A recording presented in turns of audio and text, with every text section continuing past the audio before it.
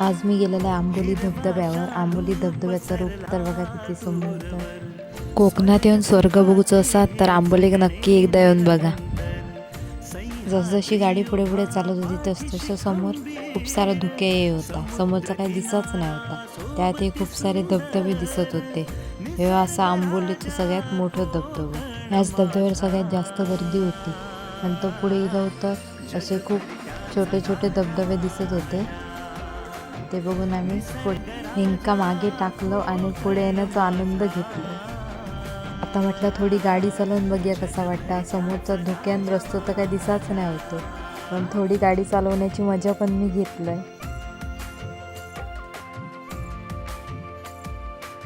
समोरचा रस्ता दिसत नसल्यामुळे मग म्हटलं नको, गाडी याच्या आतकडे दिलाय आणि मी मागे बसलाय आणि मस्त व्हिडिओ काढत.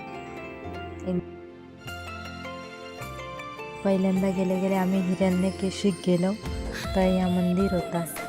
मंदिरात आतमध्ये गेलो व देवीचा आशीर्वाद घेतलो आणि मग बाहेर गेलो. बाहेर सगळीकडे पाणीच पाणी होता. मंदिराच्या आवारात खूप जण होते. होय, मंदिराच्या समोर खूप मोठा कुंड असा. या कुंडात पावसामुळे सध्या खूप पाणी असा. होईना निघालो आणि मग आम्ही मोठ्या धबधब्यावर गेलो आंबोलीच्या. बघा धबधबा किती मोठा असा.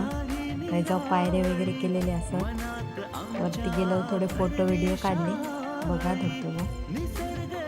आजूबाजू असणारे पण छोट्या छोट्या धबधब्यांवर गेलो.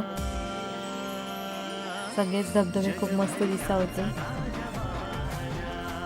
पाण्यात भिजण्याची मजा तर खूप वेगळीच होती. बघू शकताय धबधबे.